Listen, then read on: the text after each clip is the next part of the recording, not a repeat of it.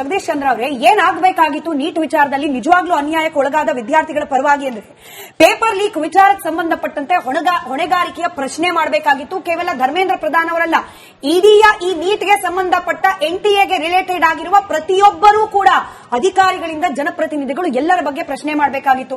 But ಆಗ್ತಿರೋದೇನಲ್ಲಿ Kashmir ಪ್ರತ್ಯೇಕತಾವಾದಿಗಳಿಗೆ ವೇದಿಕೆಯನ್ನ ಕೊಟ್ಬಿಟ್ಟಿರೋದು. ಇನ್ನು ಪಾರದರ್ಶಕವಾಗಿ ಪರೀಕ್ಷೆ ಹೆಂಗ್ ನಡೆಸಬೇಕು ಅನ್ನೋದ್ರ ಬಗ್ಗೆ ವಿದ್ಯಾರ್ಥಿಗಳು ಸಲಹೆ ಕೊಡಬೇಕಾಗಿತ್ತು. ಆದ್ರೆ ಹಿಂದೂ ದೇವರ ಅವಹೇಳನಕ್ಕೆ ವೇದಿಕೆ ಆಗೋಗ್ತಾ ಇದೆ ಆ ಪ್ರೊಟೆಸ್ಟ್. ಇದ್ರ ಜೊತೆಯಲ್ಲಿ ಏನಾಗಬೇಕಾಗಿತ್ತು, ಶಿಕ್ಷಣ ಕ್ಷೇತ್ರದಲ್ಲಿ ಪರೀಕ್ಷಾ ಕ್ಷೇತ್ರದಲ್ಲಿ ವಿಡಿಯೋಗಳಿದೆ,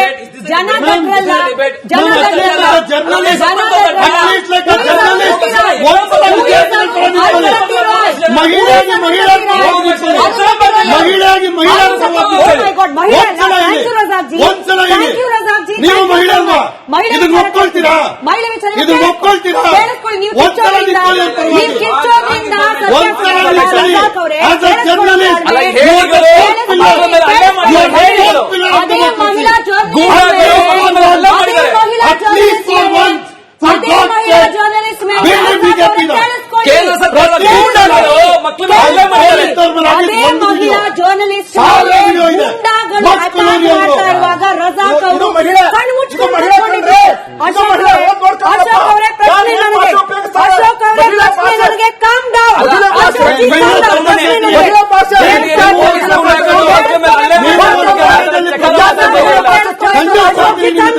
ಅಶೋಕ್ ಜಿ ಕಮ್ ಡೌನ್.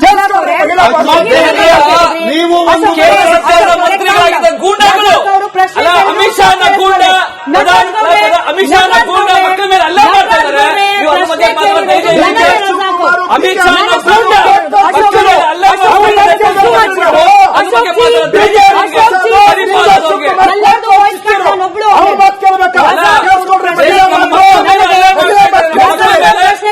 ಅಲ್ಲ ನಮ್ಮ ಮಕ್ಕಳ ಮೇಲೆ ಅಲ್ಲ ಇಬ್ರು ಅಮಿತ್ ಶಾನ ಗೂಂಡ ಮಕ್ಕಳ ಮೇಲೆ ಅಲ್ಲ ಮಾಡ್ತಾ ಇದ್ದಾರೆ.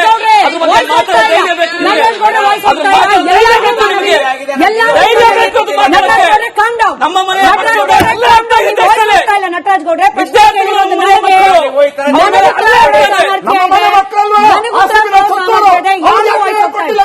ಯಾರ್ದು ವಾಯ್ಸ್ ಹೋಗ್ತಾ ಇಲ್ಲ. ನಾನು ಅವಕಾಶ ಕೊಡ್ತೀನಿ, ನನ್ನ ಪ್ರಶ್ನೆ ನಾನು ಉತ್ತರ ಕೊಡ್ಬೇಕು. ಮಹಿಳೆಯರ ಬಗ್ಗೆ ಸಿಂಪತಿ ಕಾರ್ಡ್ ಅನ್ನ ಪ್ಲೇ ಮಾಡೋ ಪ್ರಯತ್ನವನ್ನ ಮಾಡ್ತಾ ಇದ್ರು ರಜಾಕ್ ಅವರು. ಬಟ್ ನಿಮ್ಗೆ ಮಹಿಳೆ ಸರ್, ನಿಮ್ಗೆ ಅವಕಾಶ ನಿಮ್ ವಾಯ್ಸ್ ಹೋಗ್ತಾ ಇಲ್ಲ. ಬಟ್ ಅದೇ ಮಹಿಳಾ ಪತ್ರಕರ್ತೆ ಬೇರೆ ಚಾನೆಲ್ ಅವ್ರದ್ದು ಅನ್ನೋ ಕಾರಣಕ್ಕೆ ನಾವು ವಿಜುವಲ್ ಪ್ಲೇ ಮಾಡೋಕ್ಕಾಗೋದಿಲ್ಲ. ಅದೇ ಮಹಿಳಾ ಪತ್ರಕರ್ತೆ ಮೇಲೆ ಗೂಂಡಾಗಳ ರೀತಿ ವರ್ತನೆ ಮಾಡ್ತಿದ್ದಾರೆ. ಜಗದೀಶ್ ಚಂದ್ರ ಅವರ ವಾಯ್ಸ್ ಮಾತ್ರ ಆನ್ ಏರ್ ಇದೆ. ಜಗದೀಶ್ ಚಂದ್ರ ಅವರೇ, ಮಹಿಳಾ ಪತ್ರಕರ್ತರ ಮೇಲೆ ದೌರ್ಜನ್ಯ ಎಸಗಿದ ಗೂಂಡಾಗಳಿಗೆ ವೇದಿಕೆ ಆಗೋಯ್ತು. ಆ ಮಹಿಳೆ ಅಲ್ಲ, ಆ ಮಹಿಳೆಗಾದ ಅನ್ಯಾಯ ಅಲ್ಲ. ಬಿಟ್ಟು ಬಿಡ್ರಿ, ಜರ್ನಲಿಸ್ಟ್ಗಳ ಕರ್ತವ್ಯ ನಿರ್ವಹಿಸಲಿಕ್ಕೆ ಹೋದ ಸಂದರ್ಭದಲ್ಲಿ ಆಗಿದ್ದು ಅನ್ನೋದನ್ನ ಪಕ್ಕಕ್ಕಿಟ್ಬಿಡೋಣ.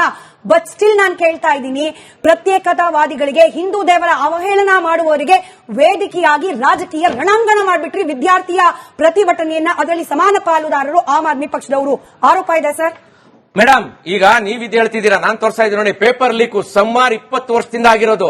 ಎಲ್ಲಾ ಸರ್ಕಾರದವರು ಇದಕ್ಕೆ ಹೊಣೆ ಆಗಿದ್ದಾರೆ. ಆಮೇಲೆ ವಿದ್ಯಾರ್ಥಿಗಳು ಪ್ರತಿಭಟನೆಗೆ ಇಳಿಯುವಂತ ಸನ್ನಿವೇಶ ಬಂದಿದ್ ಯಾಕೆ?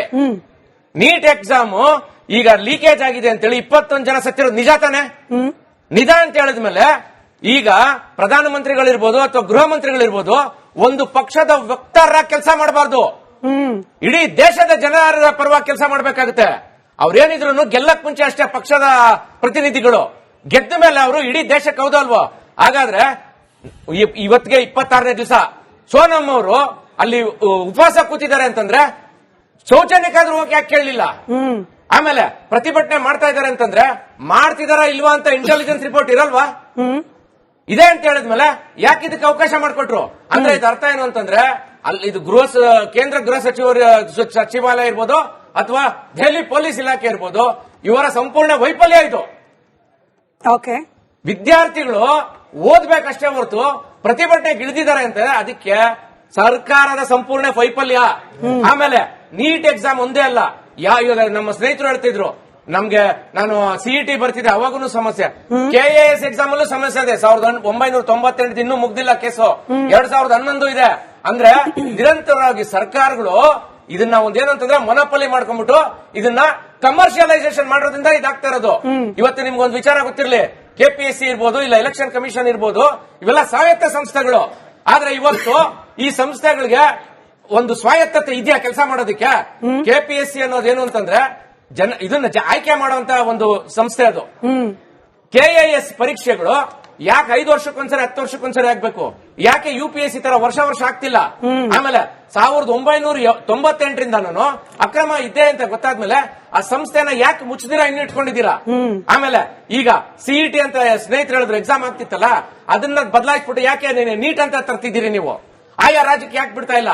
ಆಮೇಲೆ ಇವತ್ತು ನೀವು ಇಷ್ಟೆಲ್ಲ ಮಾತಾಡ್ತಿದ್ದೀರಲ್ಲ, ನಮ್ಮ ಎಜುಕೇಶನ್ ಸಿಸ್ಟಮ್ ಸರಿ ಇದ್ದಿದ್ರೆ ದೊಡ್ಡವ್ರ ಮಕ್ಕಳು ಯಾಕೆ ಇಲ್ಲಿ ಓದಿದ್ದೀರಾ ವಿದೇಶಕ್ಕೆ ಹೋಗ್ತಾ ಇದ್ದಾರೆ? ಇದನ್ನ ಯಾಕೆ ಒಂದು ಕಮರ್ಷಿಯಲೈಸೇಷನ್ ಮಾಡಿ ಇಟ್ಕೊಂಡಿದ್ದಾರೆ? ಆಮ್ ಆದ್ಮಿ ಪಾರ್ಟಿ ನೀವು ಇದು ಯಾವರಪ್ಪ ಇದೆ ಅಂತಿದ್ರೆ, ಹಂಗಾರೆ ಇದು ನೀವು ತೋರಿಸ್ತಿದ್ರೆ. ಜಡ್ಜ್ ಏನ್ ಹೇಳಿದ್ರು? We are not interested in seeing videos, don't come with this ಅಂತ ಹೇಳ್ತಿದ್ದಾರೆ. ಆಮೇಲೆ ಇನ್ನೂ ಒಂದು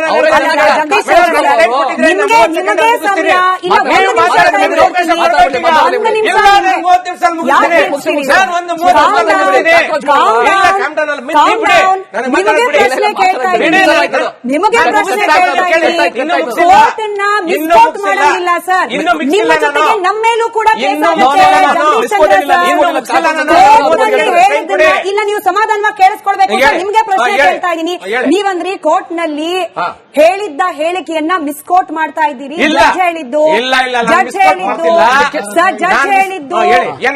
ನಿಮ್ಮ ಸಮಯ ನಮ್ಮ ಸಮಯಕ್ಕಿಂತ ಮೌಲ್ಯಯುತವಾಗಿದ್ದು. ಜಡ್ಜ್ ಹೇಳಿರೋದು ಸರ್, ವಿದ್ಯಾರ್ಥಿಗಳ ಸಮಯ ನಮ್ಮ ಸಮಯಕ್ಕಿಂತ ಮೌಲ್ಯಯುತವಾಗಿದ್ದು, ನಿಮ್ಮ ನಮ್ಮ ಸಮಯವನ್ನ ವ್ಯರ್ಥ ಮಾಡೋದು ಬೇಡ.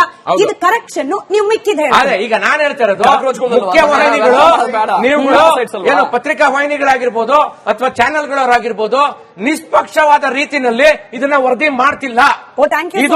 ಇದು ಸತ್ಯವಾದ ಮತ್ತು 100% ಸತ್ಯ. ಇದು ಇವತ್ತು ಒಂದು ನಿಮಿಷ ಮೇಡಮ್, ನಾನು ಹೇಳ್ಬಿಡ್ತೀನಿ ಯಾಕಿಲ್ಲ ಅಂತ. ಒಂದು ನಿಮಿಷ ಮೇಡಮ್, ಈಗ ನಾನು ಹೇಳ್ತಾ ಇದ್ದೀನಿ ಕೇಳಿ. ನೋಡಿ, ನೀವು ತಿರ್ಗಾ ನೀವು ಮಾತಾಡಕ್ಕೆ ಬಿಡ್ತಿಲ್ಲ. ನಿಮಗೆ ತೋರಿಸ್ತಾ ದೃಶ್ಯಗಳನ್ನ. ದೃಶ್ಯ ಸಂಖ್ಯೆ 1 ಮೇಡಮ್, ನಾನು ಹೇಳ್ತಾ ಇರೋದು ನೋಡ್ಬಿಡಿ ಸರ್. ಆಮೇಲೆ ನೀವೇ ಉತ್ತರ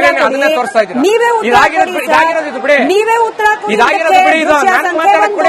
ದೃಶ್ಯ ಸಂಖ್ಯೆ 2, ದೃಶ್ಯ ಸಂಖ್ಯೆ 3, ಈಗ ಫ್ರೀಡಂ ಪಾರ್ಕ್ ಅಲ್ಲಿ ವಿದ್ಯಾರ್ಥಿಗಳು ಸೇರ್ತಾ ಇದ್ದಾರೆ. ನಿಮ್ಮ ಚಾನೆಲ್ ಅಲ್ಲಿ ಎಷ್ಟು ದಿನ ಅದನ್ನ ನೈಜ ತೋರಿಸಿದ್ದೀರಿ? ನೀವು ನೋಡಿಲ್ಲ, ನಿಮಗೆ ತೋರಿಸೋತ್ತಿಲ್ಲ, ನೀವು ನೋಡಿಲ್ಲ. ಅದೇ ಮೇಡಮ್, ನೀವು ನೋಡಿ, ಈಗ ನೀವು ಟೈಮ್ ಕೊಟ್ಟಿದ್ರೆ ಮಾತಾಡಕ್ ಕೊಡಿ. ನೀವು ಪ್ರಶ್ನೆಯನ್ನ ಪೂರ್ತಿಯಾಗಿ ಕೇಳಿಸ್ಕೊಳ್ದಲೆ ಮಧ್ಯದಲ್ಲಿ ಇಂಟರಪ್ಟ್ ಮಾಡಿದ್ರೆ ನೀವು ಮಾತಾಡಕ್ಕಾಗಲ್ಲ, ನಾನು ಮಾತಾಡಕ್ಕಾಗಲ್ಲ. ನೀವು ಪ್ರಾಮಾಣಿಕವಾಗಿ ರಿಪಬ್ಲಿಕ್ ಕನ್ನಡ ಸೇರಿದಂತೆ ಮಾಧ್ಯಮ ಕವರ್ ಮಾಡ್ತಿಲ್ಲ ಅಂತಂದ್ರಿ. ಈ ದೃಶ್ಯಗಳು ಸಾಕ್ಷಿಯಾಗಿದೆ. ನಾವು ಯಾವ ರೀತಿ ಪ್ರೊಟೆಸ್ಟ್ ಅನ್ನ ತೋರಿಸಿದ್ವಿ, ಗೂಂಡಾಗಳನ್ನ ಕೂಡ ಅಷ್ಟೇ ಪ್ರಾಮಾಣಿಕವಾಗಿ ತೋರಿಸ್ತಾ ಇದೀವಿ ಅಂತ ಹೇಳಿ. 2, ಫ್ರೀಡಂ ಪಾರ್ಕ್ ನಲ್ಲಿ ಆಗ್ತಾ ಇರುವ ಪ್ರತಿಭಟನೆಯನ್ನ ರಿಪಬ್ಲಿಕ್ ಕನ್ನಡ ಕವರೇಜ್ ಮಾಡಿಲ್ಲ ಅಂತ ಹೇಳಿದ್ರಿ. ನಿಮಗೆ ಪಾಪ ಪುರ್ಸೋತಿಲ್ಲ ಅನ್ಸತ್ತೆ ಸರ್. ರಿಪಬ್ಲಿಕ್ ಕನ್ನಡವೂ ಸೇರಿದಂತೆ ಕನ್ನಡದ ಎಲ್ಲಾ ಚಾನೆಲ್ನವರು ಕೂಡ ಕವರ್ ಮಾಡಿದ್ದಾರೆ, ನೀವು ಗಮನಿಸಿಲ್ಲ.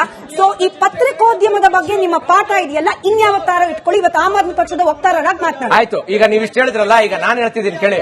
ನಾನು ಹೇಳ್ತಿರೋದು ರಿಪಬ್ಲಿಕ್ ಟಿವಿ ಅವ್ರು ತೋರಿಸಿಲ್ಲ ಅಥವಾ ಇನ್ನೊಬ್ರು ತೋರಿಸಿಲ್ಲ ಅಂತಲ್ಲ. ಆದ್ರೆ ನಾನು ಹೇಳ್ತಾ ಇರೋದು ಏನಂತಂದ್ರೆ, ನಿಷ್ಪಕ್ಷವಾದ ರೀತಿಯಲ್ಲಿ ವರದಿ ಆಗ್ತಿಲ್ಲ ಅಂತ ಹೇಳಿದ್ದು. ನೀವು ತೋರಿಸಿಲ್ಲ ಅಂತ ಹೇಳ್ತಿಲ್ಲ, ತೋರಿಸ್ತಾ ಇದ್ದೀರಿ. ಈಗ ನಾನು ಹೇಳ್ತಾ ಇದ್ದೀನಿ, ಈಗ ಅಲ್ಲಿ ತನಿಖೆ ಆಗ್ಬೇಕು, ಖಂಡಿತವಾಗ್ಲು ನಿಷ್ಪಕ್ಷಪಾತವಾದ ರೀತಿ ತನಿಖೆ ಆಗ್ಬೇಕು. ಪೊಲೀಸ್ ಅವ್ರು ಅಂತಂದ್ರೆ ಅವ್ರು ನಿಜವಾದ ಪೊಲೀಸ್ ಅವರ ಒಂದು. ಎರಡನೇದು, ವಿದ್ಯಾರ್ಥಿಗಳು ಅಂದ್ರೆ ಅವ್ರು ನಿಜವಾದ ವಿದ್ಯಾರ್ಥಿಗಳ. ಇದನ್ನ ನೀವು ತೋರಿಸ್ಬೇಕಂದ್ರೆ ಏನ್ ಗೊತ್ತಾ, ಏನು ಸಂಸ್ಥೆಗಳಿದಾವಲ್ಲ ಅವು ಆ ಸ್ವಾತಂತ್ರ್ಯ ಸಂಸ್ಥೆಗಳು, ಸ್ವಾಯತ್ತ ಇರೋಂತ ಸಂಸ್ಥೆಗಳು. ಆದ್ರೆ ನಾನು ಹೇಳ್ತಾ ಇದ್ದೀನಿ, ವಾಸ್ತವ ಏನು ಅಂತಂದ್ರೆ ಇವತ್ತು ಆ ಸಂಸ್ಥೆಗಳಿಗೆ ಯಾವುದೇ ಸ್ವಾಯತ್ತತೆ ಅನ್ನೋದಿಲ್ಲ. CBI ಕೊಡ್ತೀರಾ ನೀವು, ಆ ಸಂಸ್ಥೆ ಸ್ವಾಯತ್ತತೆ ಆಗಿ ಉಳಿದಿಲ್ಲ. ಇಡಿ ತಗೊಳ್ಳಿ, ಯಾವುದೇ ತಗೊಳ್ಳಿ, ಸ್ವಾಯತ್ತತೆ ಉಳಿಸ್ಕೊಂಡಿಲ್ಲ. ಅದಕ್ಕೆ ಕಾರಣ ಏನಂತಂದ್ರೆ ನಿರಂತರವಾಗಿ ಆಡಳಿತ ಮಾಡ್ಕೊಂಡು ಬರ್ತಿರೋ ಸರ್ಕಾರಗಳು ಅಂತ ಹೇಳ್ತಾ ಇದ್ದೀನಿ. ಇದರಲ್ಲಿ ನಾನು ನಿಮ್ಮ ರಿಪಬ್ಲಿಕ್ ಟಿವಿ ಸಪರೇಟ್, ಇನ್ನೊಂದು ಸಪರೇಟ್ ಅಂತ ನಾನು ಪರ್ಟಿಕ್ಯುಲರ್ ಆಗಿ ಯಾವುದು ಹೇಳ್ತಾ ಇಲ್ಲ ಮೇಡಮ್. ಹಾಗಾಗಿ ಎರಡೂ ಕಡೆಯಿಂದ ಏನು ಅಂತಂದ್ರೆ ವಿದ್ಯಾರ್ಥಿಗಳು ಅಲ್ಲದೆ ಇರೋ ಅವ್ರಿಗೆ ಶಿಕ್ಷೆ ಆಗಲಿ. ಪ್ರಾಮಾಣಿಕ ಯಾವುದು ಅಪ್ರಾಮಾಣಿಕ ಯಾವುದು ಅನ್ನೋದನ್ನ ನಮ್ಮ ವೀಕ್ಷಕರು, ಭಾರತದ ಜನರು ಬಹಳ ಪ್ರಾಜ್ಞರಿದ್ದಾರೆ, ಬುದ್ಧಿವಂತರಿದ್ದಾರೆ. ನಿಜವಾಗ್ಲೂ ವಿದ್ಯಾರ್ಥಿಗಳು ಅನ್ಯಾಯಕ್ಕೆ ಒಳಗಾಗ್ತಿರೋರು ಯಾರಿದ್ದಾರೆ ಅವ್ರ ಪರವಾಗಿ ಸದಾ ನಿಲ್ತಾರೆ. ಯಾರು ವಿದ್ಯಾರ್ಥಿಗಳ ಹೆಸರಲ್ಲಿ ಗುಂಡಾಗಿರಿ ಮಾಡ್ತಾರೆ ರಿಪಬ್ಲಿಕ್ ಕನ್ನಡದ ಮೂಲಕ ಅವರ ಅದನ್ನ ಜನ ಡಿಸೈಡ್ ಮಾಡಿ. ನಟರಾಜ್ ಗೌಡ